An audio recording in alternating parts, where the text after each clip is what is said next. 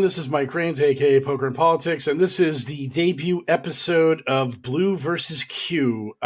This is where I'm going to be talking about why it's important to vote and be active in politics, and that I know Democrats are cringe and awful and bad and all these terrible things, but hey. This is the American political system. This is the world we're living in. And today I'm joined by Billy Ferraro, who is a member of the Brookhaven Democrats.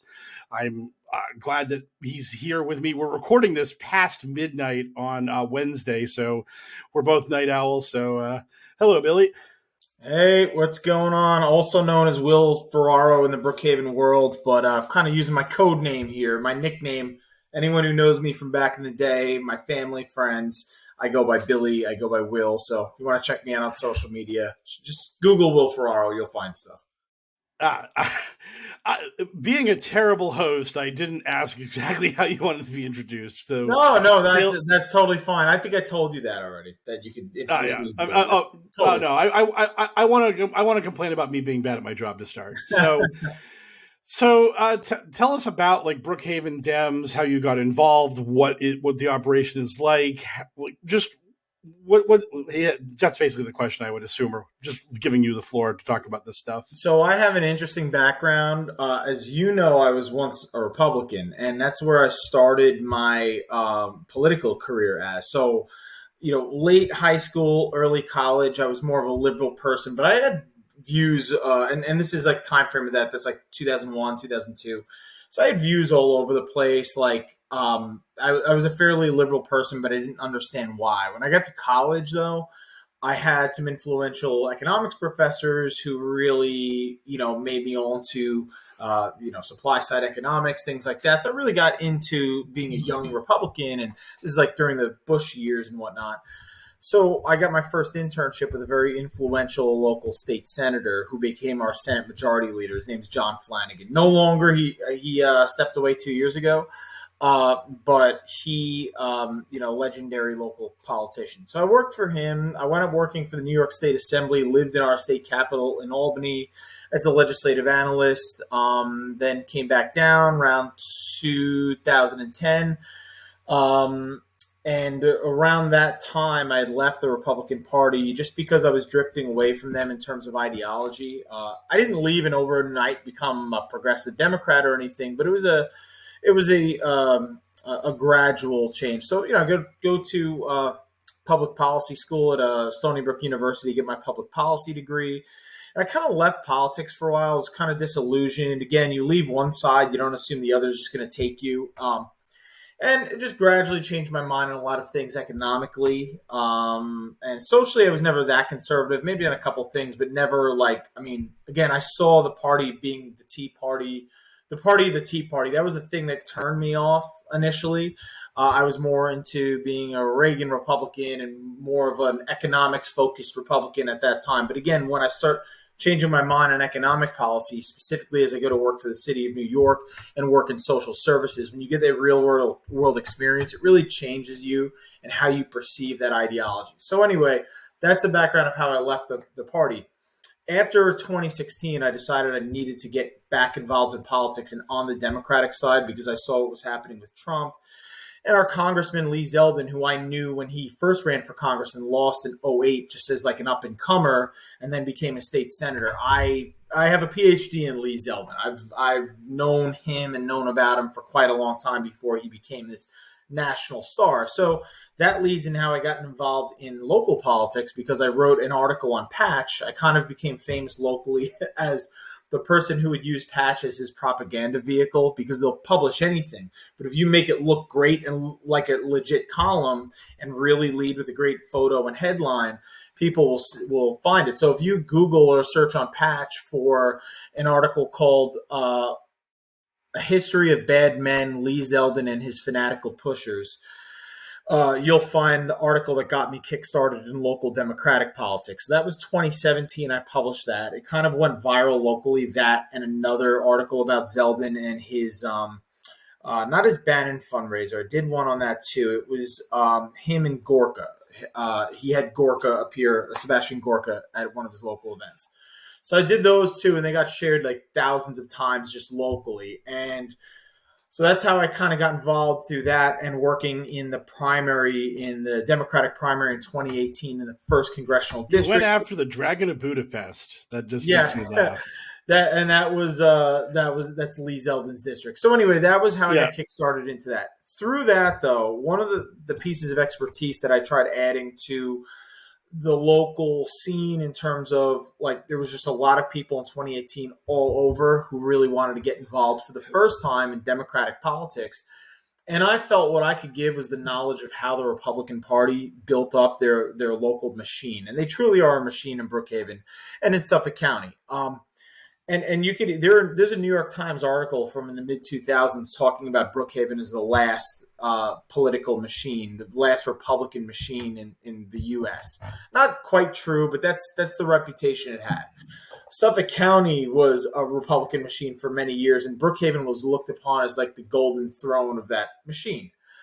So I can explain a little bit what that means to be a political machine and what why any party should locally should aspire to be that, and the benefits it has for the races on state and federal levels. But what I try to impart on Democrats locally is the importance of building up through town committees. So the example, we have 10 towns in Suffolk, Brookhaven being the largest. Brookhaven is about the size of Miami. I guess Miami is a suburban and urban county. So we're ginormous. And the registration numbers between Dem and Republican here, I mean, they were a few years ago were only about 4 points for only a 4-point advantage for the Republicans. Now it's only about a 1-point advantage. I mean, we are closing that gap. But the problem is we have 6 council seats, 5 are controlled by the Republicans. All 3 townwide seats are controlled by the Republicans. They own this town. And the one Democrat we do have on the council, I mean, depending on who's listening to this, I could get in trouble for this, but let's just say that it's very hard to get him on our side on a few different issues. I'm waiting for this to be controversial, but that's okay. But it's not just him. Before him, the one Democrat on the council was kind of the same thing. It's like they use their power to pressure our one Democrat. So it's very difficult to get things done. And, they were able to get that power by building that machine over time and activating their local base and their local registrants. And what they do is they've used that power to make sure that seats like Congressional District 1, held by Lee Zeldin, is continued to be held by a Republican year after year. And that's what I try to impart on people, is that if you let, as Democrats often do across the country, if you allow these local seats to be controlled by Republicans, right up from the fire department. Fire departments locally, the volunteer ones that we have, basically all Republicans. These firehouses are controlled by Republicans. That's their bench, essentially. That's where they get their candidates of the future. We have one former fireman, actually current fire chief, on our Brookhaven Town Council, and all throughout our legislature, fire chiefs. This is what they do. They look to their town employees, fire chiefs, ex-cops, detectives, etc. And that's what they get as their bench. If you allow the civic associations to be dominated by Republicans, again, those civic associations will use their influence to help local Republicans win office. If you allow local legislatures, town councils to be controlled by Republicans, guess what? That is your next congressperson. That is your next state senator. That is your next U.S. senator. That's possibly your next president. Right. Like, basically, if you stay clear of an area and allow Republicans to get a foothold and gain power there, the machinery of building power starts. And that's like when you were talking about the Brookhaven machine and the Suffolk County machine.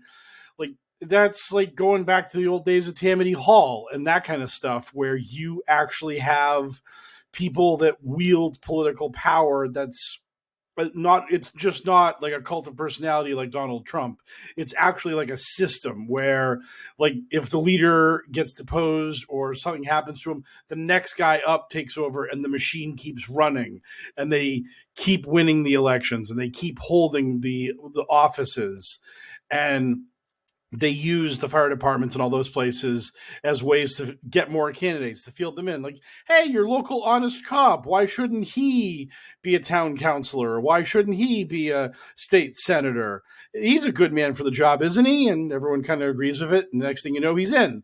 And they just keep doing that, and so they just keep perpetuating their influence and perpetuating their control.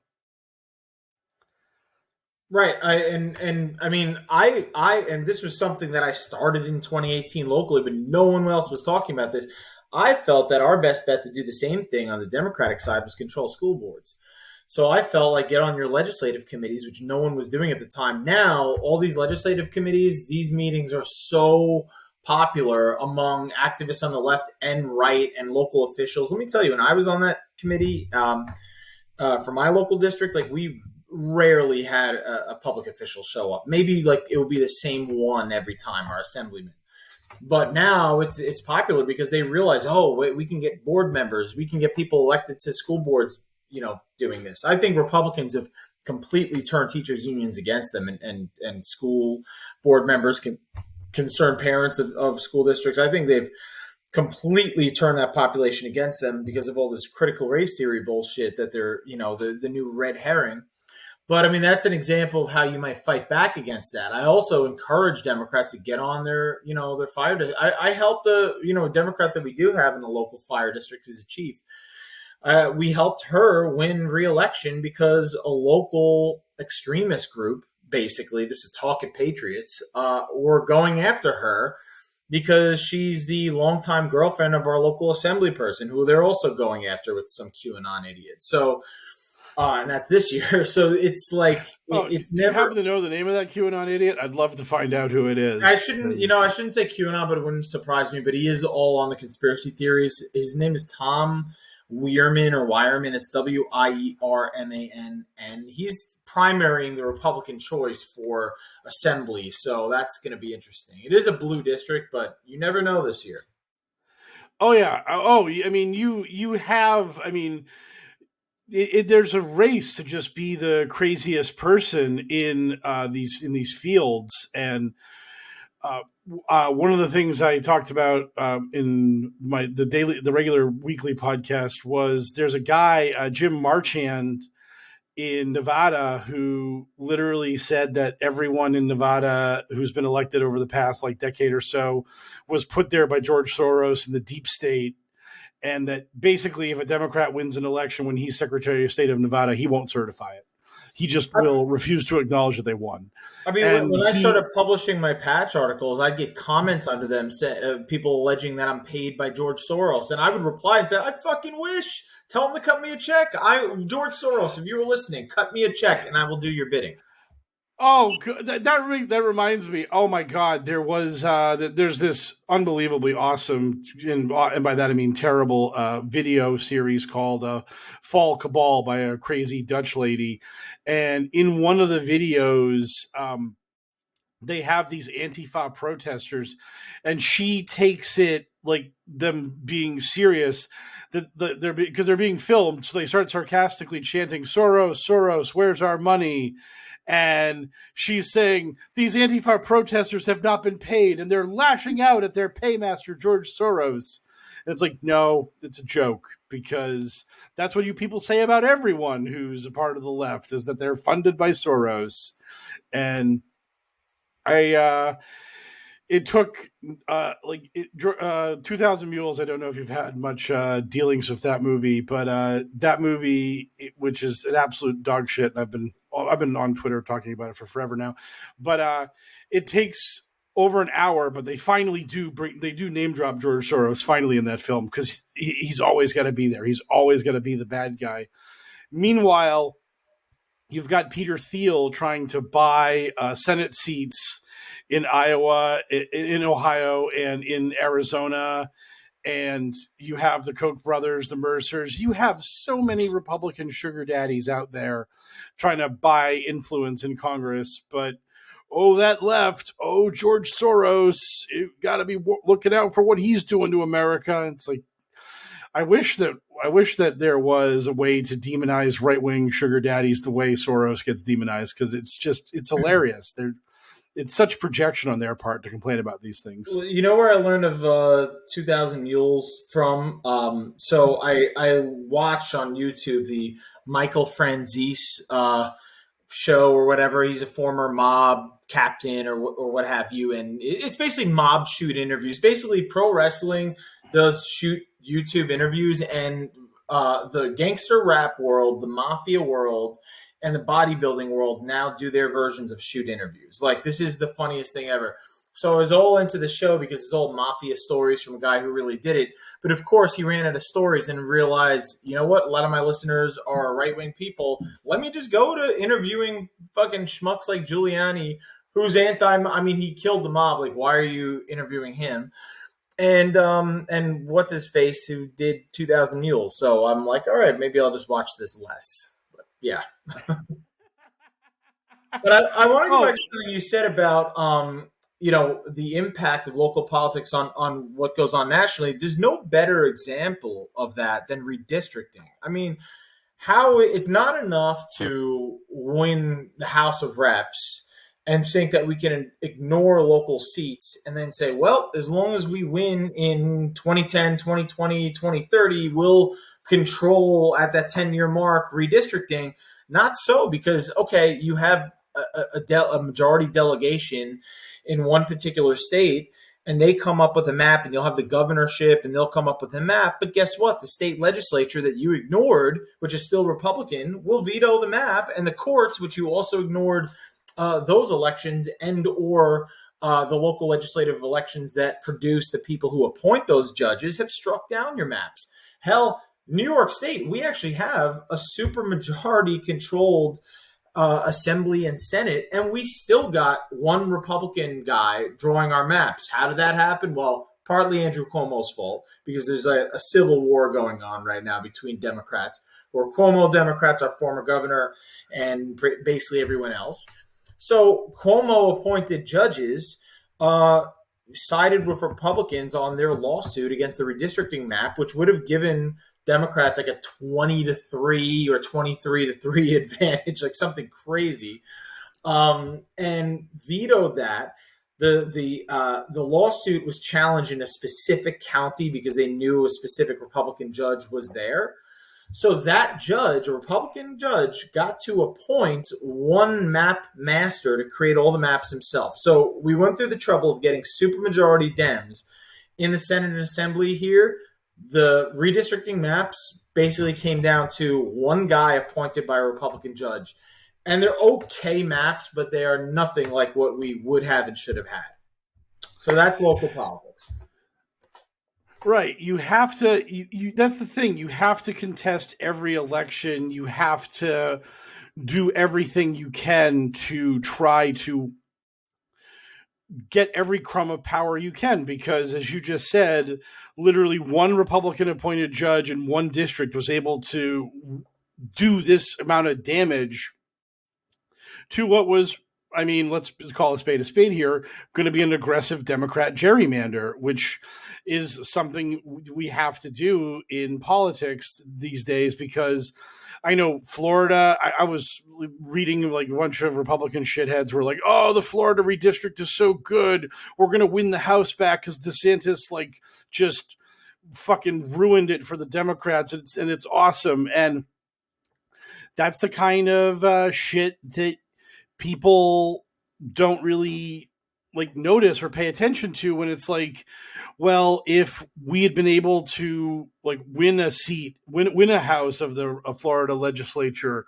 you could have had a chance of stopping that. If we could have won the governorship of Florida in that wave election where no one thought DeSantis was going to win that election. And now I'm having people tell me that DeSantis is my next president. And it's like, do you remember what was actually happening in 2018? That was when he was supposed to lose. He was down in the polls the whole way, and then it's Florida. He comes back and he wins, and now he's Trump Jr. He's the rising star of the Republican Party. It's amazing.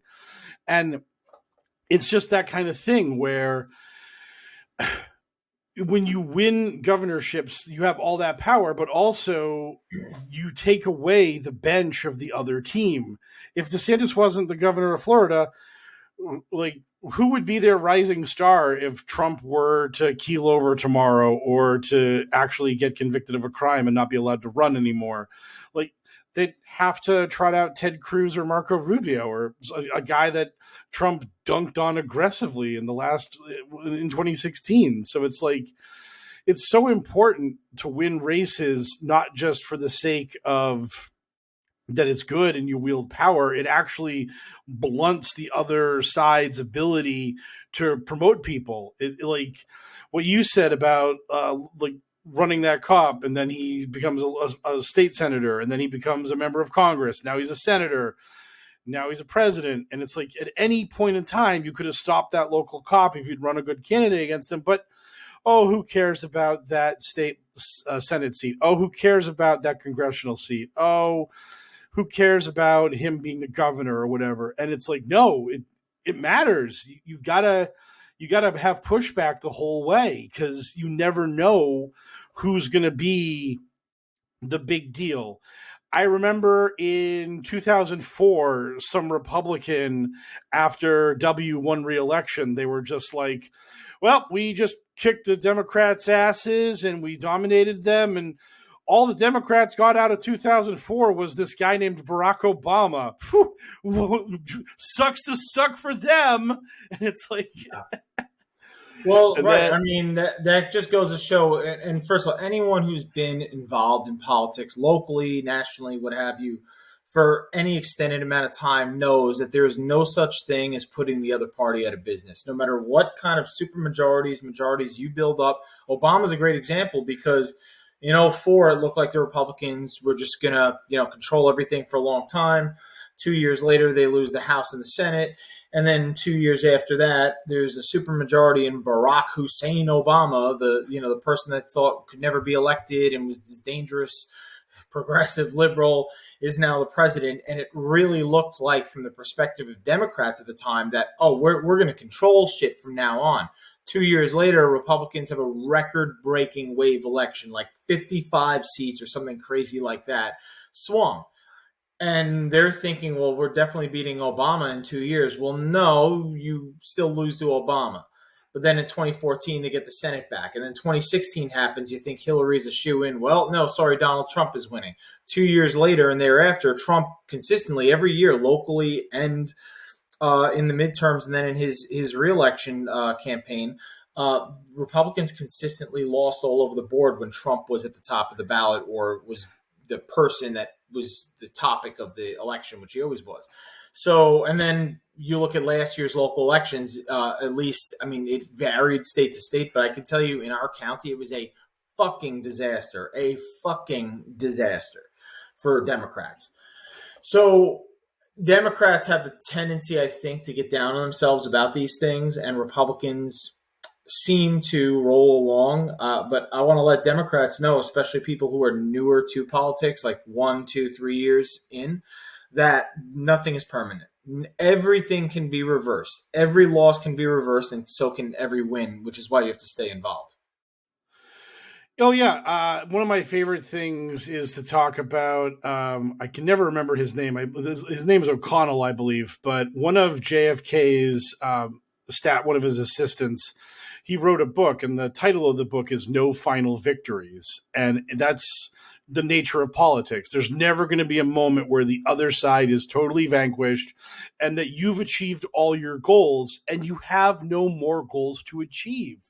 Like, no matter where you got America to at a moment where, like, imagine you had like a list of like 15 things you wanted enacted, and over the course of like 30 years, you achieved it. You got all 15 things done. Guess what? When that was over, you're probably going to come up with 15 more things. It never stops. Like, the process just continues on and on and on. And I think that's something that's incredibly frustrating to a lot of people, is understanding that politics is a grind. It's not this, I mean, you want this instant gratification, you want the big payoff, you want something to happen, but that's never how it works out. I mean, it's always going to be this sort of thing where the other side's going to throw as much sand in the gears as they can to try to stop you from getting what you want. You're going to have to fight with your own caucus and do all these things. Because I mean, everyone was like, well, Trump's going to come in, he's going to repeal Obamacare, he's going to build the wall, he's going to do all this stuff. And really all Trump did legislatively in his time of office was get that massive tax cut through. And any Republican can pass a tax cut. I mean, that's the fucking easiest bit of legislation in the history of the world. Who doesn't like cutting taxes? Even Democrats can pass a tax cut. Everyone can. Right, exactly. It's the easiest thing in the world. Just, hey, we're cutting everyone's taxes, and it's like, oh, cool, done. I mean, it's so ridiculous. One of the problems is that, and this is why I think we're in this age of like fleeting majorities, which if you look at the history of the U.S.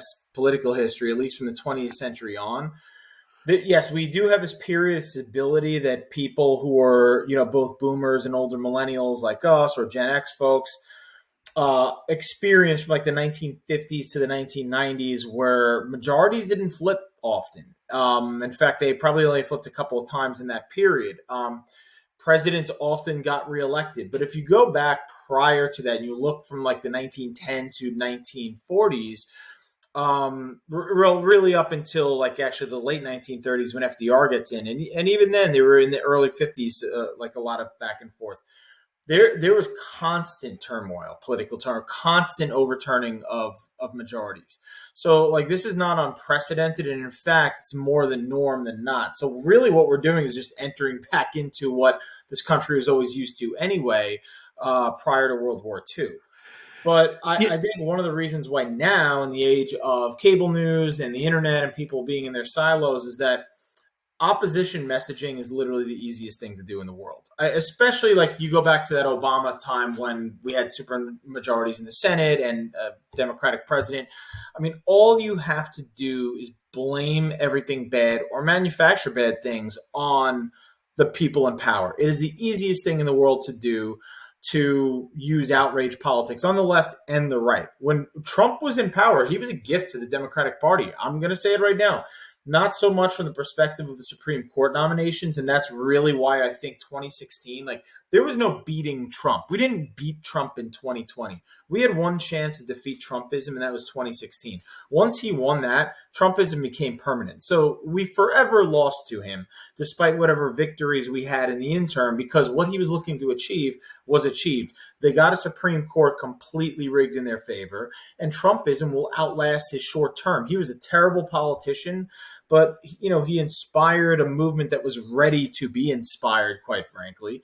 And now it's there to stay until they are permanently put out, or the Republicans being put in such dire straits that they have no choice but to rebuild from the ground up without minding that they lose a big chunk of their base. But quite frankly, they're not at that point yet. When they lose, they just lose by just enough to, come back with the same old shit. Right. They figured they'll get him next time because it was close. And they're like, right, hey. They need to bottom out and rebuild. That's really what they need to do, which is kind of what they did in 2008, where they were like, all right, let's rebuild from this like George Bush, Ronald Reagan party. And they had an opportunity to rebuild and rebrand as the party of the nut jobs. And what we need to do is beat the nut jobs so bad that the more reasonable Republicans, back when they just wanted to bankrupt government, remember those days? Those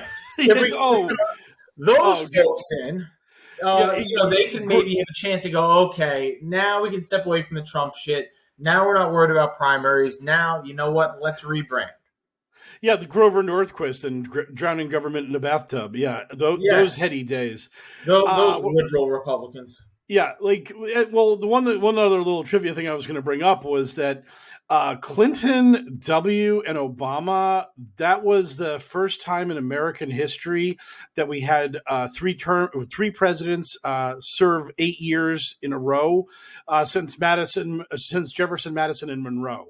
So that was a massive anomaly that we just had 8 years back to back to back for three presidents, because in American history, a lot of our presidents just died in office or didn't win re-election. And that's just kind of the way it always was. And then suddenly we had this weird amount of stability from 1992 until 2016. And then Trump broke the cycle by being the first one-termer since Pappy Bush. And the other thing I was going to mention was that what you said, it's like if Hillary had beaten Trump and she had like beat him decisively, that might have been able to break the fever dream of the Republican Party, because it took a lot for the Democrats to go from what they were under like JFK and Lyndon Johnson to what Bill Clinton was. But that was because Republicans controlled the White House for 20 of 24 years before Clinton won. You had Jimmy Carter's 4-year term in there, but that was it. And he got swept away by Reagan. And then it was 12 more years of Republican rule after that. So in a way, like Washington had become hardwired to accept that a Republican was supposed to be president, because that was the way it was for basically 2 decades. And it looked like that was what was going to happen, and then it didn't. And now Republicans are like, oh, we don't have to rebrand. We don't have to fix things. We can just trot out Trump in 2024. And he lost. I mean, like, you would think that the party would think to themselves, our guy lost by 8 million votes. This is a bad thing overall. But they're looking at it from the point of view of a couple votes in Pennsylvania, a couple votes in Wisconsin, a couple votes in Arizona. Boom, we get back in. We got this. And like, they're not seeing this as a problem. They're not seeing this as like as a thing that we need to fix this about ourselves. We're fine. We're good. We can win a rematch between Trump and Biden. It's okay. We don't have to chart a new direction. We don't have to change anything. And it's really unfortunate that the insane party remains the insane party and sees no reason to stop being the insane party. Right. And comparing the Republican years of Reagan, not just Reagan's actual term, but they were the party of Reagan for another couple of decades after that. I mean, every Republican primary was shaped by who's going to grab the mantle from Reagan. From 2008, 2012, 1996, like every debate was, well, who's more like Reagan? Reagan. Now it's good. You're going to see that with Trump. Well, I'm a Trump. I was not a never Trumper. Trump will now dominate their primaries, and who can be the closest to Trump without being like unreliable like Trump. But the difference, I think, in why Reagan was so much more successful for incumbent Republicans versus Trump, which has produced this outrage machine that will be good for getting Democrats out of office, but not keeping it for very long. And this is, again, also a problem for Democrats, too, is that one side figured out opposition messaging very well in grievance politics, but the beauty of what Reagan was able to accomplish for his side was that they figured out how to deliver in such a way that they can run on what they delivered. Not just like, oh man, I really had to dig up some achievements of mine and sell people on why it was big. They hardwired the American voter to accept that I will judge my incumbents based on where my tax dollars are going. And they were able to give tax cuts and run on tax cuts and crime rates all over. Oh, crime is down, tax cuts are achieved, we get a re-election. And they were able to run on that boilerplate of, we don't need a candidate with the charisma of Reagan. We just need someone to fit the image, and then run on that Reagan formula of tax cuts, crime, and sunny days in America. And it was successful for incumbents. It is so hard to figure out a formula for either party to run on achievements in such a way that people vote because they're afraid of what they're going to lose if they don't reelect their side. This is what Biden needs to figure out. And I think this is, if I'm being critical here, the failure so far of the Biden administration is that, and it's not all him. I mean, let's be realistic. We have senators in Arizona and in West Virginia who are single-handedly stopping progress. It really has become the Joe Manchin and Kyrsten Sinema show. And that's unfortunate. Let's be honest. Democrats need 52 Senate seats to have 50. That's the way it is right now. And, if Maine Democrats had been successful in kicking out Susan Collins, we wouldn't have this problem right now. If the guy from North Carolina could have kept his dick in his pants, we had that one. Yeah. Yeah. That's it. There was so much, Georgia, look at Georgia for how to be successful in building your party, because they seem to be the only local party that can like withstand rough years or overperform in other years. But I'll say though, I think for Democrats, like you could use Obama as an example, and actually 2018 would be a great example, even though Obama was out of office. One of the big reasons why Dems were successful in 2018 was because every Republican was running on taking away ACA, Obamacare. And it proved to be the number one polling issue for Democrats, because even in red states, in swing districts, where it was no longer being called Obamacare and being called ACA, like people understood, okay, even Republican voters, like, oh, I rely on this. Like, I can't have this taken away. It wasn't a problem in 2010 because Republicans could run against Obamacare, but it hadn't been instituted yet until 2014. So they could go out there and say, this is some socialist program that's going to bankrupt the country. Totally different 8 years later when it's been instituted and people are surviving off this.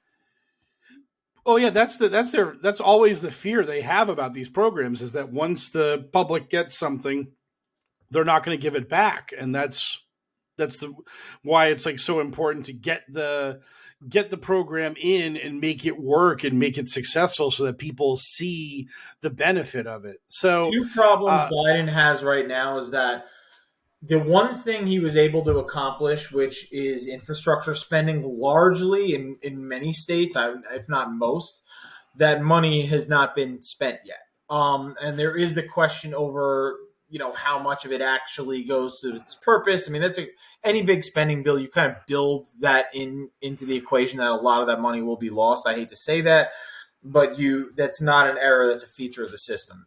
It's just how much, like COVID spending. I think a lot of the money that was supposed to go to small businesses, way too much of it was wasted and went towards things it shouldn't have, in terms of like fraudulent people.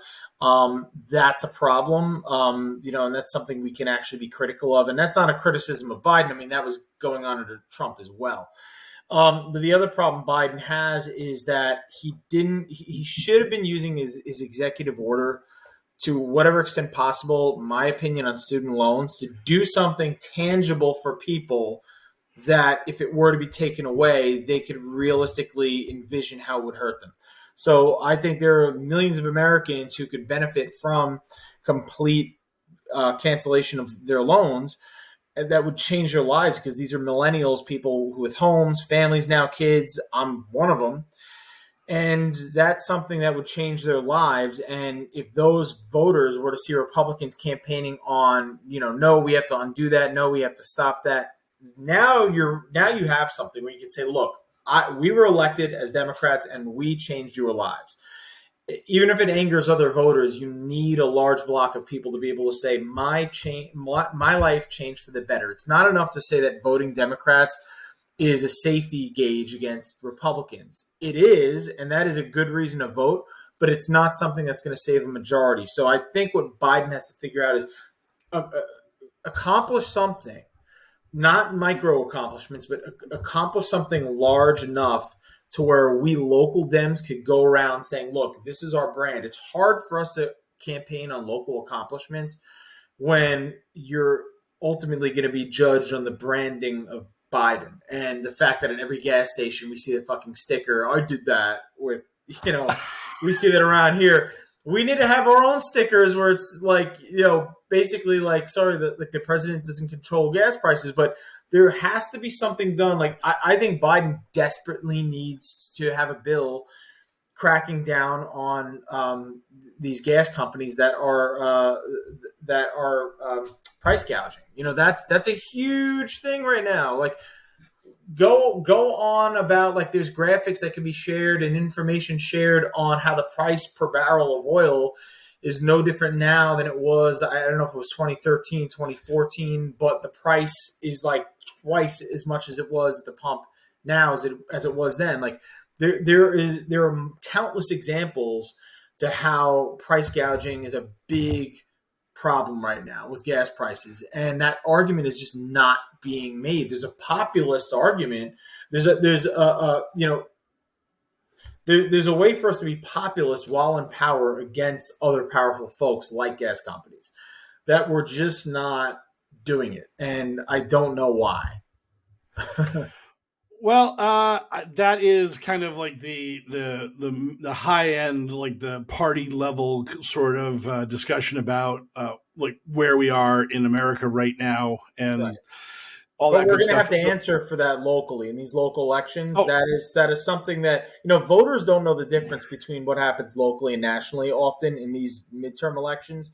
So our state assembly people, and then next year our local politicians, our local Dems, like they're going to have to answer about gas prices. oh, absolutely. But what I was going to say is, so like that is that level. On like the what I would say on like the personal level, on the local level, like if someone decided that they were going to get into becoming politically engaged and politically active, what would you say would be the most productive use of their time and energy? What should they be trying to do to like kind of establish themselves as someone who wants to try to make a difference, um, affecting change in politics? The number one thing, make sure that you're voting every year. And I know that we're assuming that people are doing that, but there are people who consider themselves active who might vote even in every midterm who actually are not voting in their local elections. So that's the first thing. Get to be an active voter. The second thing you should do, I know a lot of people would say join your local Democratic committee, and you definitely should. That might be the next step. But I would say find something because you can't just force people to do things they're not interested in. Like, I wish everyone was interested in town politics the way I am, but being realistic, I think what people really need to do is just find something that's interesting about what's going on, or some form of volunteering that would interest you, even if it's just getting involved in your civic, if you like that. If you'd rather be involved with activist groups and the actual party committee, that's okay. I wish you'd do both. But if we can only have you doing one as opposed to nothing, I'll take you doing the one. But any kind of action or activity um, that leads to you helping spread the word about our party and our candidates or our issues in any way, shape, or form, do that. But there has to be something actionable. I would say, like, don't just go to protests and stand there and hold signs. I mean, I'm notoriously kind of like down on the concept of protesting because I feel like too many times we don't then take that energy and do it and apply it in other ways. But even if you're going to do that, that's great. I mean, I've done the protest thing myself, but I'm not good at it. That's not my thing, right? It's not my forte. But at the very least, get involved with candidates you like. If you don't like any of the candidates, like, get involved in groups that have influence over who candidates are, that being your committee. Go to your local town or county and ask how you can get involved with the party committee. Google whatever your town is, your county, your city, your whatever your district is referred to. Google the local Democratic Party, check it out, check out the email. Maybe you've emailed them and they haven't gotten back to you. That happens. There's a lot of fucking old people who are involved in this shit who are really bad at social media. If you can't do that, look up what the local campaigns are for legislature or alderman or whatever, city council, local legislature campaigns. Get involved in whatever the local campaigns are. Who's running for Congress? Just Google it. Google your district.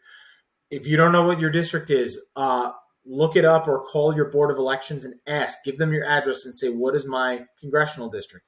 Then Google who's running in my election district, my congressional district, and contact their campaign. Someone will get back to you.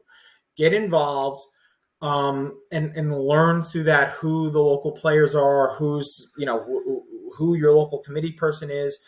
I can give the example of Brookhaven. Basically, to be a committee member, you would, show interest, say that you want to be a committee member. You would be assigned what's called an election district, which is just a single voting precinct. And you would collect petitions for yourself from local registered Democrats. It's like 5% here. It's about 5% of the total number of registered Democrats. So whatever that number is, you just need 5% of those registered Democrats to sign for you. It usually comes out to be, like, in our local area, like, anywhere from 10 to 15 signatures. And then you're a local committee person. Now you get to vote on party leadership. I always say when people locally complain about our party leadership, and I have my complaints too, I think we're way too fucking old. And we're way too not with the times. And I'll say that about my own committee, and we're trying to change that. But I'm I'm going to be our next district leader. I picked our last district leader. I run a local club. Like, I have skin in the game. I ran for town supervisor in a town of millions of people where we have almost a million registered voters alone. I ran and carried the banner, and I had a record number of local volunteers, and I broke the record for small individual donations against a behemoth of a candidate who's been around for like decades. So, like, I did my part to try to inspire folks, even though I lost that election. That wasn't the point. I knew I'd lose, but I did it so I can inspire people, build up an email list, get volunteers, and then put that back into the local committee. I did that. We need more people doing things like that. We need folks being involved on multiple levels of politics. You don't have to overwhelm yourself or do too much. Start with something simple. If all you can do is once per year spend a day knocking doors or making phone calls for your local candidate, then do that. Because we have hundreds of people who like to follow our pages on Facebook and do other things that out of those hundreds, a large percentage are not doing anything. So if you could do like one day worth of work or 1 week worth of work every year and everyone was doing that, it would have enormous positive consequences for our party. Yep. And of course, voting. Just after you knock on That was the number one thing. Yeah. I mean, right, like, exactly. start by being my philosophy in organizing locally is that, especially for like what's called our third district Dems. So like, my sphere of influence is what I've named Central Brookhaven. So it's like our third out of our 6 council districts, it's our third district, then pieces of the first, pieces of the second, pieces of the fourth. But my motto is we are looking to make inactive voters active voters. Well, I should say we are looking to make unregistered voters registered Democrats. We are looking to make registered inactive voters to be active. We are looking to make active voters volunteers, and we're looking to make volunteers candidates and leaders. And that is the stepping stone, and that is literally the process you take. I'm trying to make sure that in my local party we have as many people screening for local office as possible, so that we have a wide selection of candidates. I want us to be more diverse. I want us to have more women involved. 60% of our local registered voters in Brookhaven, registered Democrats, actually over 60% are women. We don't have enough people of color involved, to be honest. I want especially if there's not the pressures of, I think any type of candidate can be electable, but you always have to deal with these older white Democrats telling you that, this person is not electable and they happen to be a woman or a person of color. And that's frustrating. But you know what? There are other seats where some of us get our pick of who gets to run. We don't have to hear that bullshit. And anytime I have it, like, I can say I pretty much decide who the candidate is in our third district. In 2019, I chose as my running mate in this district a woman named Talat Hamdani, who was the first Muslim American to run for town office.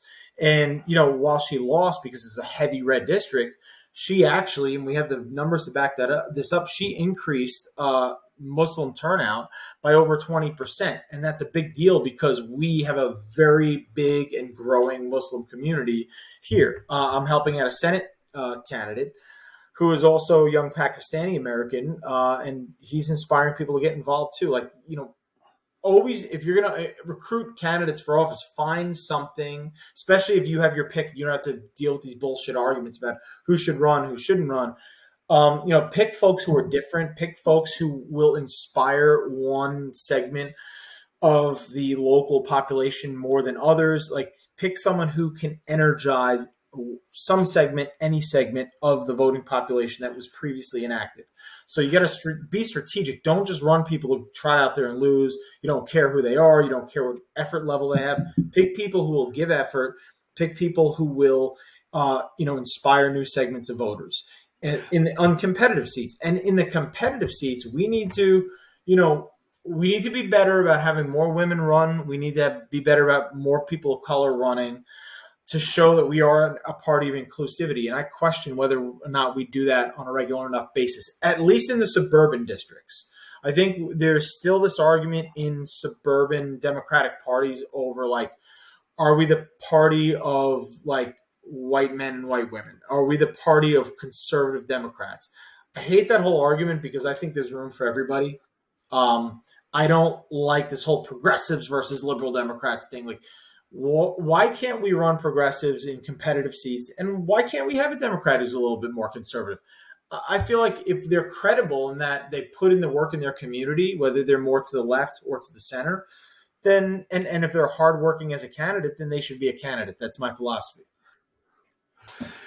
Yeah. So I that was really like kind of like what I was really looking for. That just I like, that was kind of the thing we're just listening to. I was like, I now I want to run through a brick wall. I want to knock on some doors. I want to talk to some people. I want to be more active. I just don't want to be a podcasting schmuck that bitches and moans about QAnon all day. So like that's the kind I of like came on here to convert you, Mike.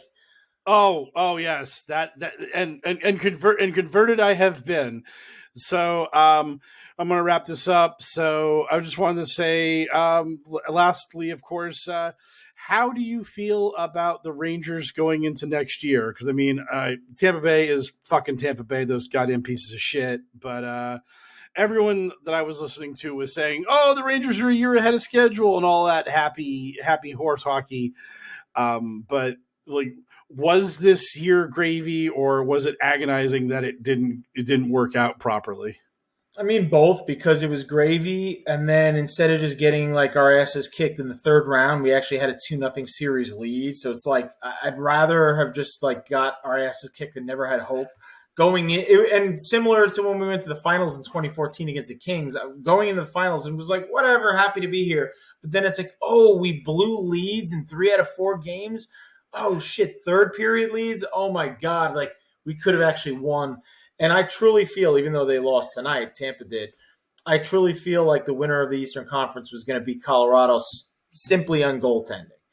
Igor Shesterkin, in my opinion, he's the best goalie in the world. He is, and us Ranger fans who've been following him since he was in the KHL, let me tell you, he is God tier every level that he's played at. And there was no question he'd be God tier when he came to the NHL. Among us hardcore fans, everyone who says, oh, he's a shock, he came out of nowhere. No, the fuck he did not. We knew he was going to do this.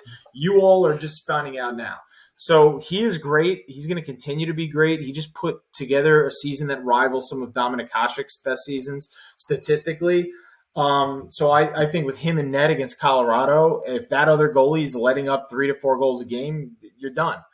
Tampa Bay's defense just shut us down. I didn't even think Vasilevsky was particularly impressive, but that defense just did not allow quality shots 5-on-5 on that net. They simply didn't. How do I feel Yeah, about the Rangers? Vasilevsky had a shit first period tonight. That's why they were down 3-1. Right, So, and he rebounded well after that. But again, if he just let up like one less goal, like they would have won. But I do think they'll bounce back and win. If not, then whatever.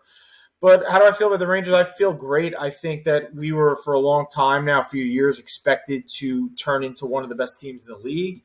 And I think the bottom line for the Rangers is we have the guy who's going to win the Vezina Trophy as best goaltender. We have reigning Norris Trophy winner, and in my opinion, a guy who will consistently be one of the top 3 defensemen in the league every year in Adam Fox. We have a guy in Mika Zibanejad who's arguably a top 10 to top 15 center in the league. We have a 50-goal scoring wing in Kreider. We have young guys like Kakko and Lafreniere and Hedel who are rising stars. And we also have one of the top 5 offensive players in the game total. And you could double check that with the stats the last 3 years. He's up there. I think he's one of the top 3 to 5 points per game players in Artemi Panarin.